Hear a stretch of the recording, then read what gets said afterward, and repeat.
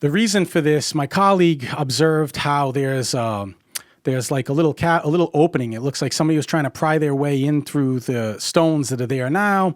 Looked back at some old photos, pieced the whole thing together, wanted me to go there because I was living in Egypt, wanted me to go there to film, you know? What about, like, going back to some of the Egypt stuff, though? Like, with LiDAR technology, I'm just throwing out one random example right now, where it is. Isn't there so much more we can now learn if we're given access to be able to do it on these places? Like you were talking about technology making big moves in the next 50 years. Some of it seems like it's here for us to get answers to this, but there's still like a blockage of like who's allowed to use what where. There is some of that. That's true. That exists, but there's also a lot that's been done. People be like, they need to scan the Giza Plateau. They've already scanned it. Rami Rahmani, I think, did it for like a TV show. They've already done like a scan. There's been ground penetrating radar. There's tomography techniques. One that's being used was recently used on Menkaure, the smallest pyramid, the Runt. Hey guys, if you haven't already subscribed, please hit that subscribe button. It's a huge, huge help. Thank you. And they did it on the east. This is when I was I had just moved back to the States earlier this year. When I was living in Egypt, one day I went to the Giza Plateau. You were living near the Luxor. I was living in Luxor, but right. I would go to Giza, I'd go to Aswan. So okay. We're going to come to that in a minute. Yeah, I was in Giza one day, and I noticed that they were doing all of the electrical tomography. They put all these little sensors on the pyramid. And it was the Scan Pyramids Project. I was like, Scan Pyramids Project? They were like, yeah. I was like, you're looking for the hidden entrance? They're like, maybe. And that's all they could say.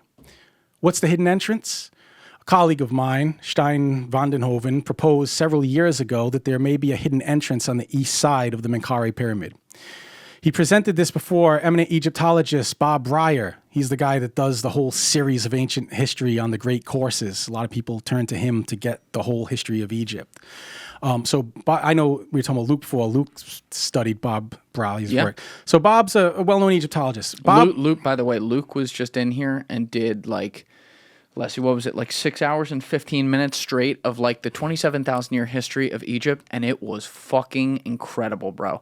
Like he was here over a year before that, right? And he had done a great job, but we did 2 episodes then too. One of them was all South America, another one was all Egypt. And what I love about Luke is he's such a humble student of the game.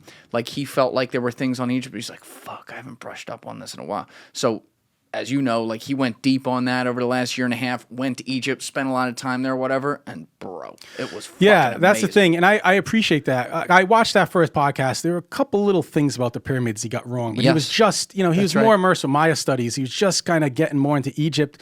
Now he's had the opportunity to go there. He just incredible. We're co-leading a tour together this January. Me and Luke are doing the Secrets of the Sands tour, and then in September I have my annual signature Esoteric Egypt tour. Very cool.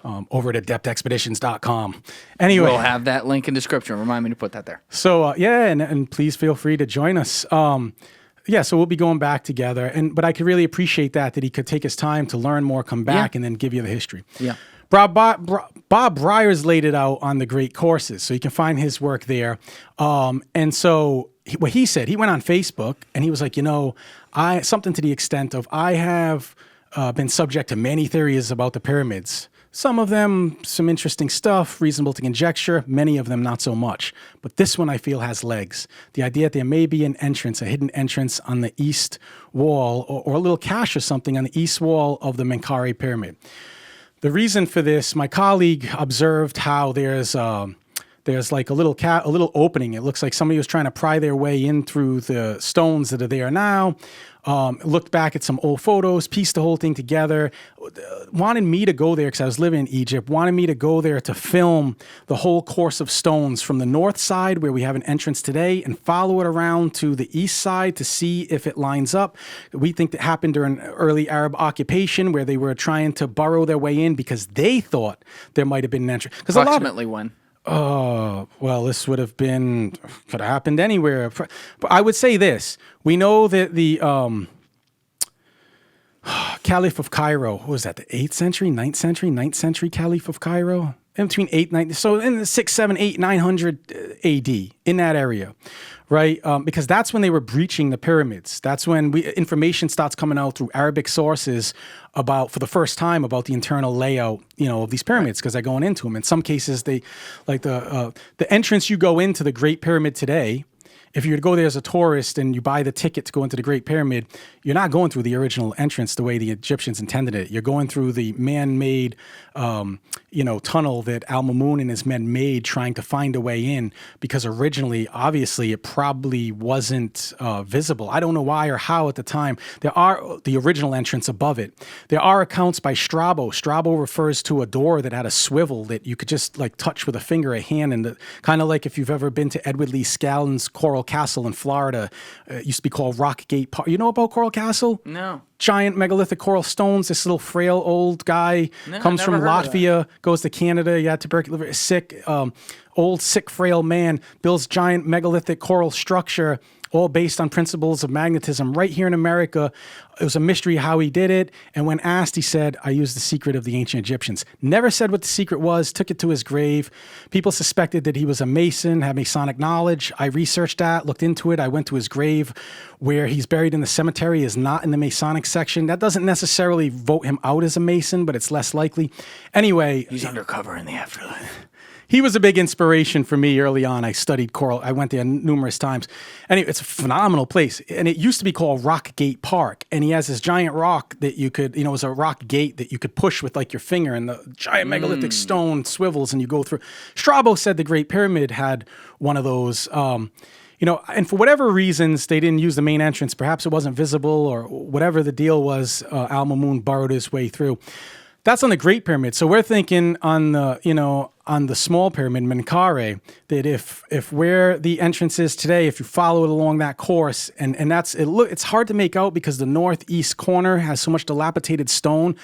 I couldn't give an accurate readout of what's going on. Anyway, long story short, he's already published papers about this, the possible hidden entrance on the east side. He contacted Scan Pyramids Project, let them know about it, and as a result, they were there. I can't say that's why they were scanning it, but I talked to the guys and they're like, maybe. Well, we found out something recently. A lot of people mock this, actually. A lot of people in the alternative space laughed about the idea of the hidden entrance on the east side of the Menkaure Pyramid, and they could be right. But something new has unfolded. Just recently, in the last couple of years, at a small lecture with Zahi Hawass, he mentions the Scan Pyramids Project finding something on the east side. We have an eyewitness account that was there and reported this back to my colleague, my fellow researcher, who then went to Scan Pyramids Project and said, hey, did you guys find something? Now, they're very slow to publish everything. You're going to hear about it. You're hearing about it right now in a Julian Dorey podcast. We're getting it exclusive. It's exclusive. It's unofficial. The Egyptian authorities haven't published it yet. But eventually, they're probably going to get around to announcing the result. Scan Pyramids Project will eventually, hopefully, produce the results of what's on the east side. It could just be a cavity. It could be a cache. It could be a void. We don't know. But there was reason to speculate, just because of the arrangement layout of the temple, that there may be a hidden entrance on the east side. And so I think he's been in talks with the Scan Pyramids Project, and they said a paper has already been published. It's behind the ivory towers. Can't get it. Okay. It's in the ivory towers. They're doing the peer review process now. Well, they don't want a bunch of YouTubers to jump out the gate and stop making. Yeah, and also let me see it from their perspective for a minute. It's just there's going to be people who are economically incentivized on YouTube and other places to automatically not only disagree with it but say the opposite is true before it even gets legs. So right. It's like the action and reaction thing all over again. I get that. It's just I wish we could have a better process where, and this is asking too much, but where say you had peer review in the public forum. Where you do, I don't know, have these fucking guys Facebook. go on Joe Rogan and Twitter. do it. It's Joe Rogan. Something. It's Yes. Julian Dorey. You know what I mean? Sure. But we got to figure out how to do that in the future. But I'm sorry. Please continue.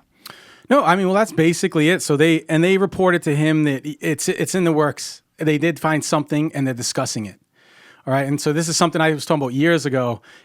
Hopefully it's going to come to fruition soon, and this will be a pretty big deal. If it is. I can't say with certainty it is, but Thank you guys for checking out this clip. If you haven't already subscribed, please subscribe and hit the like button on this video. It is a huge, huge help. And if you'd like to check out this clip's full podcast episode, that link is in the description below or right here. And finally, you can follow me on Instagram and X by using the links in my description below.